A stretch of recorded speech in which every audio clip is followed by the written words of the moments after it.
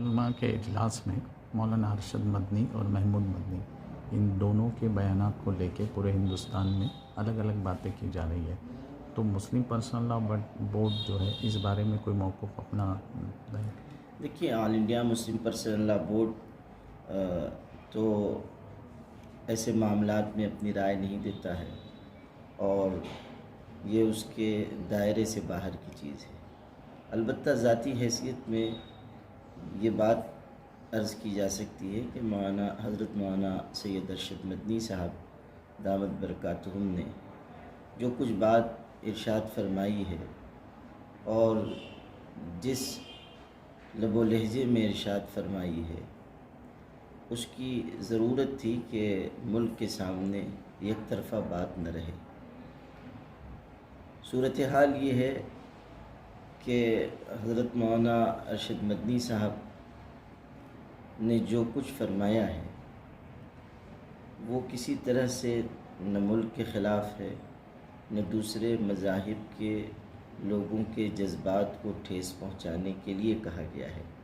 بلکہ ایک حقیقت کا اظہار کیا گیا ہے۔ اردو کا ایک شعر ہے، سچ کا آئینہ دکھایا تو برا مان گئے، جھوٹ سے پردہ اٹھایا تو برا مان گئے۔ اس میں پوری طرح سچائی ہے کہ تمام لوگ، چاہے اس ملک کے چاہے دنیا کے، وہ ایک ماں باپ کی اولاد ہیں، اور یہ بھی سچائی ہے کہ حضرت آدم علیہ السلام اسی ہندوستان میں بھیجے گئے تھے، اور انہوں نے توحید کی تعلیم دنیا کے لوگوں کو دی تھی، اور توحید پر عمل نجات کا ذریعہ ہے۔ یہ ٹھیک ہے کہ اگر کسی شخص کو یہ بات پسند نہیں آتی ہے یا وہ اس سے اختلاف کرتا ہے تو اس کو اس کا حق حاصل ہے، مگر جو سچائی ہے وہ تو بیان کی جائے گی، اس کا اعلان کیا جائے گا، اور اگر سچائی کے اظہار سے لوگ پریشانی محسوس کر رہے ہیں تو یہ ان کی اپنی کمزوری کی بات ہے۔ جہاں تک اس کا مسئلہ ہے کہ ایک جین گرو نے جمعیت علماء کے اجلاس میں اعتراض جتایا، چلے گئے اور کچھ ایسی باتیں کہیں جو بہت ہی نازیبا ہیں۔ دیکھیے، کسی بات سے سہمت نہ ہونا اور اپنے سہمت نہ ہونے کو بیان کرنا، اس میں کوئی حرج کی بات نہیں، لیکن ایک مہذب انسان کو ہمیشہ تہذیب کے دائرے میں رہ کر بات کرنی چاہیے، اور یہ بھی دیکھنا چاہیے کہ وہاں وہ کہاں کس وقت کیا بات کہہ رہا ہے۔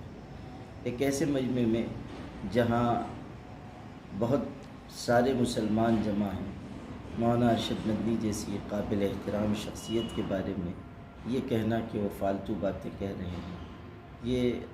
کسی مہذب انسان کی علامت نہیں ہو سکتی۔ یہ بھی بات سمجھنے کی ہے کہ میڈیا میں مختلف طریقے سے یہ بات آتی ہے کہ مسلمانوں میں برداشت کی کمی ہے۔ غور کیجئے کہ اتنے بڑے عالم اور جمعیت علماء ہند کے صدر کے بارے میں ایک ایسے مجمع میں جہاں ہزاروں مسلمان جمع تھے، ایسی باتیں کہی گئیں جو قابل برداشت نہیں تھیں، مگر مسلمانوں نے اس کو برداشت کیا۔ اس سے ملک کو یہ اندازہ ہونا چاہیے کہ مسلمانوں میں تحمل اور برداشت کس درجے کا ہے۔ جہاں تک مولانا ارشد مدنی صاحب کی باتوں کا سوال ہے، مجھے نہیں لگتا کہ انہوں نے کوئی ایسی بات کہی ہے جس پر کسی کو اعتراض ہو۔ یکجہتی کی بات، محبت کی بات، ایک دوسرے سے مل جل کر رہنے کی بات، اور یہ کہ ہم اصل کے اعتبار سے ایک ہی ہیں، اور توحید حضرت آدم علیہ السلام کے ذریعے پھیلی ہے، یہ سب سچائیاں ہیں۔ یہ اور بات ہے کہ لوگ اپنے ذہن و خیال کے مطابق کسی چیز کو نہ پا کر اس کا انکار کریں۔ یہ بات بھی سمجھنے کی ہے کہ جب گھر واپسی کا مسئلہ اٹھایا گیا اور زور و شور سے یہ باتیں کہی گئیں، اور ابھی قریب میں بھی اس طرح کی باتیں آئی ہیں کہ مسلمانوں کے آباء و اجداد ہندو تھے، انہیں اپنی اصل کی طرف لوٹنا چاہیے، اس وقت میڈیا اس طرح کے موضوعات پر گفتگو نہیں کرتا ہے۔ اب اگر مولانا ارشد مدنی صاحب نے کوئی بات کہہ دی ہے تو اس پر